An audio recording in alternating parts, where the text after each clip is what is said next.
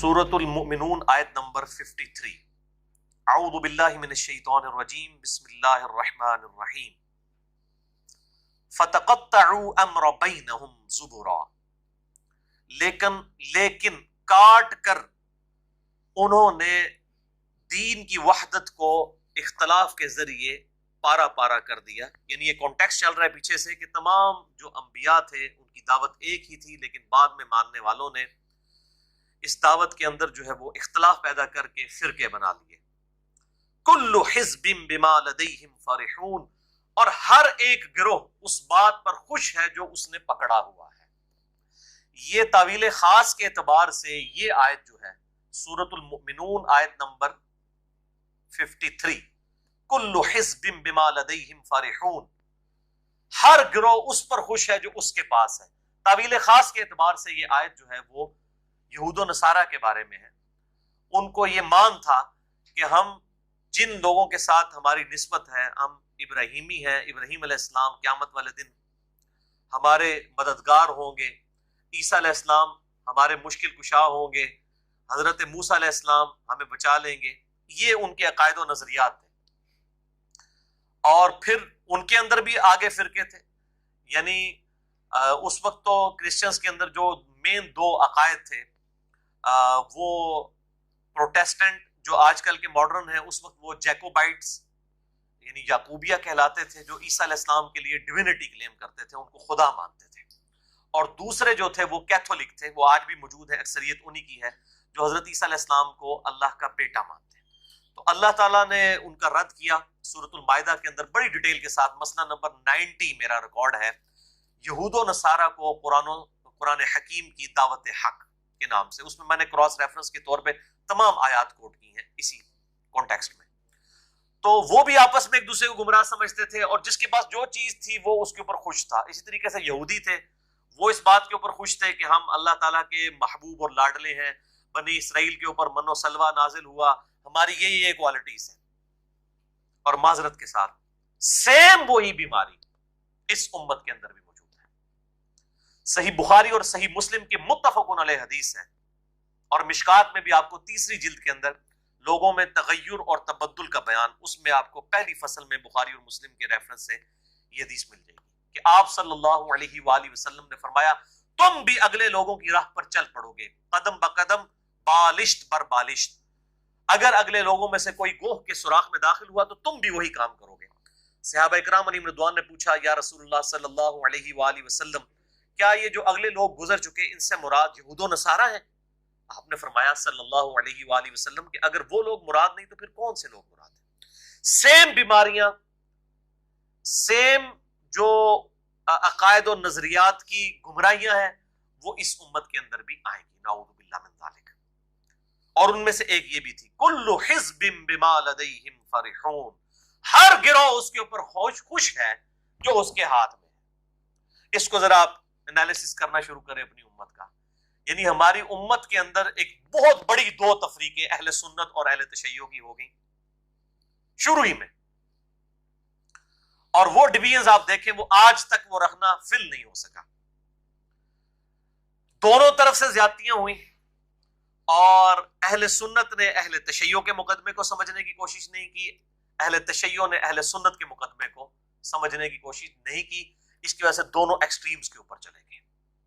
حتیٰ کہ اس وقت دنیا میں وہ لوگ بھی موجود ہیں جو صحابہ اکرام علیہم رضوان کے اوپر لعنت کرتے ہیں، نعوذ باللہ من ذالک، اہل تشیع میں جو رافضی ہیں. اور دوسری طرف وہ لوگ اہل سنت کے اندر موجود ہیں جو کہ اہل تشیع کے بغض میں نعوذ باللہ من ذالک یزید کو رحمہ اللہ، حسین کو باغی، اور سیدنا علی رضی اللہ تعالیٰ عنہ کی شان کو معاویہ کے مقابلے پہ گھٹانے کی کوشش کرتے ہیں. ناسبی، یعنی دونوں ایکسٹریمز پھر آ گئی. تو یہ دو تفریقیں ہوئیں.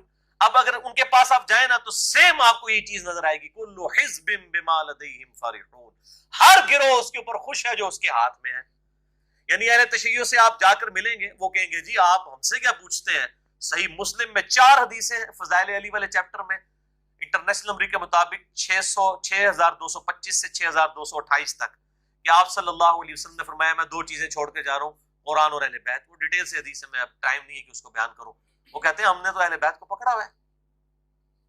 یہ آپ لوگ ہیں جو یزید کو رحمہ اللہ کہتے ہیں، ہم تو اہل بیت کے ساتھ چل رہے ہیں اور یہی ہمارے کام آئیں گے. اچھا دوسری طرف آپ اگر اہل سنت کے پاس آ جائیں تو وہ کہیں گے کہ جی دیکھیں جی آپ صحیح مسلم کے اندر حدیث موجود ہے، میرے صحابہ کو برا مت کہو. وہ بھی آدھی حدیث بتائیں گے، پوری وہ بھی نہیں بتائیں گے 6488 کہ وہ صحابہ کس، وہ صحابہ کو ہی کہا گیا تھا. جب خالد ابن ولید نے جذبات میں عبد الرحمن بن عوف کو گالیاں دی تھی تو آپ صلی اللہ علیہ وسلم نے فرمایا اب تم بعد میں جو مسلمان ہوئے ہو تم میرے صحابہ کو گالیاں دے رہے ہو. یعنی صحابہ تو دونوں تھے، لیکن آپ صلی اللہ علیہ وسلم نے تفریق کی کہ جو بعد میں لوگ مسلمان ہوئے اگلے سینئرز کو تو گالیاں نہ دیں. اگر تم میں سے کوئی اور پہاڑ کے برابر بھی سونا خیرات کر دے تو وہ ایک مد جو میرے اصحاب نے یعنی مشکل وقت میں جنہوں نے میرا ساتھ دیا انہوں نے خیرات کیا 600 گرام بنتا ہے، اس کے آدھ کو بھی 300 گرام کو بھی نہیں پہنچ سکتے. تو کہتے ہیں دیکھیں یہ رافضی تو صحابہ کو گالیاں دیتے ہیں، ان کی تنقیص کرتے ہیں، ہم جو ہے وہ یہ نہیں کرتے. تو ہر ایک نے نہ کوئی چیز پکڑی ہوئی ہے. آپ پھر اہل سنت میں بھی تفریق میں آ جائیں تو آپ آ جائیں پہلے بریلویوں کے پاس، وہ کہیں گے دیکھیں جی جو اہل حدیث ہیں انہوں نے صرف توحید پکڑی ہوئی ہے، جو دیوبندی ہیں وہ صرف صحابہ کو لے کے چل رہے ہیں، اور ہم دیکھیں ہم تو اللہ کو بھی مانتے ہیں، رسول کو بھی مانتے ہیں صلی اللہ علیہ وسلم، ہم تو صحابہ کو بھی مانتے ہیں، ہم تو اہل بیت کو مانتے ہیں، ہم بزرگوں کو بھی مانتے ہیں، ہم تو ساروں کو مان رہے ہیں، دیکھیں ہمارے پاس تو سارے ہیں.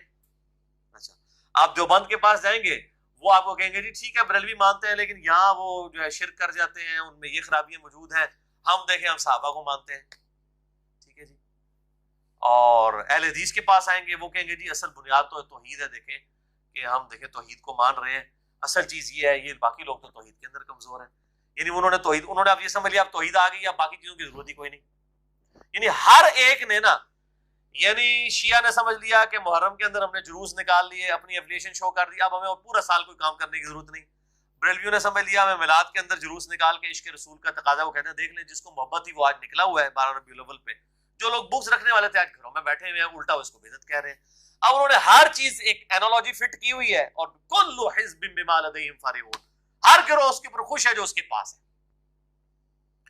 تو اسی طریقے سے یہ سب کی سب فرقہ واریت چل رہی ہے. تو اس میں یہ چیز دیکھنی چاہیے کہ آج تک ویلڈ ہے، ہر گروہ اس پر خوش ہے جو اس کے ہاتھ میں ہے. تو یہ جو چند چیزیں پکڑی ہوئی ہیں نا، ان کی بجائے پورا دین ٹوٹیلٹی میں پکڑا جائے، توحید کو بھی لیا جائے، عظمت صحابہ کو بھی لیا جائے، عظمت اہل بیت کو بھی لیا جائے، اور صحیح العقیدہ جو اولیاء اللہ ہیں، صحیح العقیدہ جنہوں نے اپنی عبادت نہیں کروائی بلکہ توحید کا درس دیا ہے، ان کا احترام کیا جائے. تو یہ سب کی سب چیزیں پیرلل میں، اور کسی کے معاملے میں غلوف نہ کیا جائے. اور آپ دیکھیں یہ بڑی تفریق سیدنا علی کے اوپر ہونی تھی، تو یہ پرٹیکولر حدیث ہے ہی سیدنا علی کے بارے میں. یعنی اکثر لوگ مجھے پوچھ رہے ہوتے ہیں جب ہم کسی کو حدیث شیئر کراتے ہیں نا صحیح مسلم کی کہ علی سے محبت نہیں رکھے گا مگر مؤمن، علی سے بغض نہیں رکھے گا مگر منافق، صحیح مسلم کتاب الایمان چیپٹر انٹرنیشنل نمبر کے مطابق 240 نمبر. تو کہتے ہیں جی یہ حدیث حضرت علی کے بارے میں، لیکن فٹ تو سب پہ ہوتی ہے. یار اگر فٹ سب پہ ہوتی تھی تو نبی صلی اللہ علیہ وسلم نے باقیوں کے بارے میں یہ کیوں نہیں کہہ دیا؟ You are trying to teach your prophet. تم اپنے نبی کو یہ سمجھانا چاہتے ہو کہ تم سے یہ غلطی ہوئی ہے، تمہیں علی کا نام نہیں باقیوں کا بھی نام لینا چاہیے تھا. بھائی نبی کو یہ بات پتا تھی کہ جو اہل حق گروہ ہوں گے ان میں سیدنا علی کنٹراورشل بن جائیں گے. یعنی وہ بڑی جو تفریق ہے سنی اور شیعہ کی، اس میں اہل سنت کو ہی حق پہ مانتا ہوں. یعنی اہل تشیعوں کی تکفیر نہیں کرتا، ان کو میں ان کی غلطیوں کی اصلاح کی کوشش کرتا ہوں، اور سنیوں میں بھی جو ناسبی گھسے ان کی بھی اصلاح کرنے کی کوشش کرتا ہوں. لیکن بہرحال میں اہل سنت کے مقدمے کو اہل تشیعوں پر پرائورٹی دیتا ہوں. میرا کلپ بھی چڑھا ہوا ہے اس کے اوپر. تو اب جو کہ اہل سنت کو میں حق پہ سمجھتا ہوں، اہل سنت کے اندر یہ بگاڑ آنا تھا. بیسیکلی سنیوں کو یہ حدیث سنائی گئی تھی کہ علی سے محبت نہیں رکھے گا مگر مؤمن، علی سے بغض نہیں رکھے گا مگر منافق. کہ تسی بندے دے پتر بن جائیو تو آڈے جے رولا نہ بن جائے علی دے بارے. شیعہ میں تو بغض کا سوال ہی نہیں پیدا ہو رہا نا، وہ تو محبت میں غلو والا معاملہ چل رہا ہے نا. یہاں پر جو ہے نا وہ مسئلہ تھا، تو پھر علی کو ٹارگٹ کیا پروفٹ نے صلی اللہ علیہ وآلہ وسلم. اور الفاظ دیکھیں صحیح مسلم کے یہ ہے کہ سیدنا علی کہتے ہیں اس ذات کی قسم جس نے دانے کو پھاڑ کر اس میں سے اناج اگایا اور ہر مخلوق کو پیدا کیا، نبی امی نے مجھ سے یہ عہد لیا تھا علی تجھ سے صرف مومن ہی محبت رکھے گا اور بغض تجھ سے صرف منافق ہی رکھے گا. اب محبت علی کا یہ مطلب نہیں ہے کہ وہ آپ ان کی محبت میں غلو کر کے نعوذ باللہ من ذالک ان کو خدا کے درجے کے اوپر فائز کرتے ہیں، یہ بھی مطلب نہیں ہے. لیکن اس میں بغض بھی نہیں ہونا چاہیے کہ علی کے مقابلے پہ جو لوگ کھڑے ہوئے ان کو بلند کرنا شروع آپ کر دیں اور علی کو نیچا کرنا شروع کر دیں شیعہ کی وجہ سے. تو یہ بھی ایکسٹریمزم نہیں ہونا چاہیے. تو یہ اہل سنت کے لیے بہت بڑا لمحہ فکری ہے اس اعتبار سے سیدنا علی کے معاملے میں. اور انہی کے بارے میں پھر حدیث ہے فضائل صحابہ میں صحیح سند کے ساتھ 2 روایتیں موجود ہیں. احمد بن حنبل کی کتاب فضائل صحابہ موقوفاً سیدنا علی سے. اس کی مرفوع روایت بھی ہے مسند احمد میں اور طبرانی میں لیکن وہ ضعیف ہے. موقوفاً سیدنا علی کا قول ہے کہ میری وجہ سے 2 گروہ گمراہ ہوں گے, ایک میری محبت میں غلو کر کے اور ایک میری دشمنی میں غلو کر کے. اور یہ محدثین کا پیٹ رول ہے کہ جب کبھی کوئی غیبی خبر کوئی صحابی بیان کرے یہ امپلائڈ ہوتا ہے کہ اس کو نبی نے بتایا تھا, کیونکہ نبی کے علاوہ تو کسی کے پاس غیبی خبر نہیں آتی. اور دوسری روایت فضائل صحابہ احمد بن حنبل میں آتی ہے کہ میری وجہ سے 2 گروہ دوزخ تک پہنچ جائیں گے, ایک میری محبت میں غلو کر کے اور ایک میری دشمنی میں اس حد تک آگے بڑھ جائیں گے کہ وہ دوزخ میں چلے جائیں گے, یعنی رافضی اور ناصبی. اور ابھی بھی آپ دیکھ لیں یعنی نصیریہ فرقہ جو اہل تشیع میں ہے, اثنا عشری کی بات نہیں کر رہا, نصیریہ جو شام کے اندر, وہ سیدنا علی کے لیے خدا کا عقیدہ رکھتے ہیں, نعوذ باللہ من ذالک. اس حد تک وہ آگے چلیں گے. اور یہاں پر بھی آپ دیکھ لیں کہ اہل سنت کے اندر ایسے ناصبی اور ہر دور میں ناصبی پیدا ہوئے. ہمارے جہلم شہر میں جو ناصبیت کا امام ہے وہ ادھر اس سے واکنگ ڈسٹنس میں ہماری اکیڈمی سے مسجد ہے بابے بگے کی, اس میں اہل حدیث مسجد کا خطیب تھا, وہ فیض عالم صدیقی, قتل ہو گیا بعد میں, اپنے انجام کو پہنچ گیا. تو یہ آپ دیکھ لیں پوری زندگی اہل حدیث کے وہ خطیب رہے. وہ اب بھی اس کا بیٹا جو ہے وہ سرگودا میں اہل حدیث مسجد کی امامت کروا رہا ہے. پھر اہل حدیث کہتے ہیں ہم ان کو آن نہیں کرتے تو ان کو مسجدوں سے ٹھڈے مار کے نکالیں. اس کے مقابلے پہ اگر کوئی بخاری مسلم سے صحیح حدیثیں بیان کر دے علی کے مخالفین کے بارے میں جو بخاری مسلم نے لکھی ہیں, تو اس کو کہتے ہیں یہ تو گستاخ ہو گیا جو حدیثیں بیان کر رہا ہے, اور جو جعلی باتیں کر رہے ہیں وہ چکے. تو اب یہ جو بیماری آگے میں آپ کو بتاؤں, سنیوں کے اندر یہ اتنی بڑی بیماری گھس چکی ہے کہ آپ اہل سنت کے اندر اگر حضرت علی کو نیچا کریں گے نا, آپ کو کوئی فتویٰ نہیں لگائے گا, بڑا خوش ہوں گے, اللہ شیری دیں گے کہ ہاں شیعہ نو نیوا دکھا رہے ہیں. لیکن اس کے مقابلے پہ جو علی کے مقابلے میں واقعی نیچا تھا, جس کے بارے میں حدیثیں تھیں, معاویہ بن ابی سفیان رضی اللہ تعالیٰ عنہ, ان کی غلطیاں بخاری مسلم سے جو امام بخاری مسلم نے لکھی ہیں, انجینئر محمد علی مرزا صاحب نے نہیں لکھی, وہ آپ بیان کریں, دیکھیں آپ کو جناب ٹھوڈے مار کے نکال دیں گے. تو ہم کہتے ہیں کہ چور کو نہ مارو, چور کی ماں کو مارو. یعنی امام بخاری امام مسلم کے اوپر فتویٰ لگا کے ان کو پہلے اہل سنت سے باہر نکالیں, اس کے بعد میری باری آئے گی. تو آپ دیکھیں کس طرح غیر محسوس طریقے سے. اس لیے آپ دیکھیں جو لوگ بھی سیدنا علی کے خلاف بکواس کر رہے ہوں گے نا اہل سنت میں, تو آپ کبھی نہیں دیکھیں گے ان کا مقابلہ کرنے کے لیے ان میں سے کوئی بندہ اٹھے, نیور. اور جو اٹھے گا اس کے اوپر فتویٰ لگا دیں گے. مولانا مودودی رحمہ اللہ اٹھے تو کہہ دیا 1 مودودی 100 یہودی. دیکھا, اس کے مقابلے پہ فیض عالم صدیقی, اس کے خلاف آپ کو کوئی کتاب نہیں ملے گی. آج تک اہل حدیث علماء اپنی کتابوں میں اس کی کتابوں کے حوالے دیتے نہیں نکالا. ایک شیخ زبیر علی صاحب نے تھوڑی ہمت کی, اور وہ بھی آپ ان کی بات کریں تو وہ ویسے ہی مولویوں کے پیٹ میں پیڑ ہو رہا, نہیں وہ تفرد کا شکار ہے, ان کو چھوڑ دیں جی, ان کی بات نہ کریں. تو یہ کتنے غیر محسوس طریقے سے کل حزب بما لدیہم فرحون. تو یہ میں باتیں تو اس میں بڑی لمبی ہو سکتی ہیں, اب آگے چلتے ہیں. فذرہم فی غمرتہم حتی حین. تو اے محبوب صلی اللہ علیہ وسلم ان کو اپنی اسی مدہوشی میں رہنے دو یہاں تک کہ یہ اپنے اس انجام کو پہنچ جائیں. یعنی موت ان کے اوپر آ جائے, جو وقت اللہ تعالیٰ نے ان کے لیے مقرر کیا ہے وہ آ جائے گا. پھر ان کو مرنے کے بعد ان کی آنکھیں کھل جائیں گی, ان کو پتہ چل جائے گا کیا جھوٹ ہے اور کیا سچ ہے. تو ان کو آپ, یعنی آپ کا کام صرف دعوت دینا ہے, آپ زبردستی نہیں کسی کے ساتھ کریں گے. ہم بھی یہی کام کرتے ہیں کہ لوگوں کو بتا دیتے ہیں کہ بھائی یہ حق ہے یہ باطل ہے. آپ زبردستی گھول کے کسی کو نہیں کوئی بات بتانی. یہ تو نبی کو نہیں کہا گیا, تو جس کی پرائمری رسپانسبلٹی تھی ریلیجن پہنچانا, ہماری پرائمری نہیں ہے, ہم سیکنڈری ہیں. ہم آن دا بہاف آف پروفٹ صلی اللہ علیہ وآلہ وسلم لوگوں تک دین کا پیغام پہنچا رہے ہیں. پرائمری رسپانسبلٹی کس کی تھی؟ نبی صلی اللہ علیہ وسلم کی, جو بخاری مسلم میں آتا ہے. آپ نے یوم النحر والے خطبے میں بھی, حجۃ الوداع والے خطبے میں بھی, اس کے بعد بھی 3 خطبے تقریباً حجۃ الوداع کے موقع پر دیے. جو قربانی والا خطبہ ہے یوم النحر 10 ذوالحجہ 10 ہجری میں, اس میں آپ نے واضح کہا کہ کیا میں نے اے لوگوں تم تک اپنے رب کا پیغام پہنچا دیا؟ سب نے کہا یا رسول اللہ صلی اللہ علیہ وسلم آپ نے پہنچا دیا, بلکہ حق ادا کر دیا. تو آپ نے 3 دفعہ فرمایا, اللہ تعالیٰ کے حضور عرض کیا, اللہ گواہ رہنا, اے اللہ گواہ رہنا, اے اللہ گواہ رہنا. پھر کہا یہ اب تمہاری رسپانسبلٹی ہے کہ اس حق کو دنیا تک پہنچاؤ. تو آپ صلی اللہ علیہ وسلم نے اپنی جو ذمہ داری تھی وہ امت کو ٹرانسفر کی, کیونکہ قیامت تک اب کوئی نبی نہیں آنا. on the behalf of Prophet sallallahu alaihi wasallam. یہ امت جو ہے اب یہ حق کا جھنڈا لے کر قیامت تک اس آواز کو بلند کرے گی، اور اسی وجہ سے اللہ تعالیٰ نے اس دین کو قیامت تک کے لیے محفوظ کر دیا۔ یہود و نصارہ کا دین تبدیل ہوا وقت کے ساتھ، ان کی کتابیں تک بدل گئیں جو اللہ نے نازل کی تھی، لیکن یہ کتاب نہیں بدلی، الحمدللہ۔ اسی لیے کہ کتاب اگر اب بدلے گی تو کتاب بدلے تو اصلاح کے لیے پیغمبر کی ضرورت ہوتی ہے۔ تورات اور انجیل کے اندر جب اس کو ٹیمپر کیا گیا تو پیغمبر آئے۔ حضرت عیسیٰ علیہ السلام کیوں آئے؟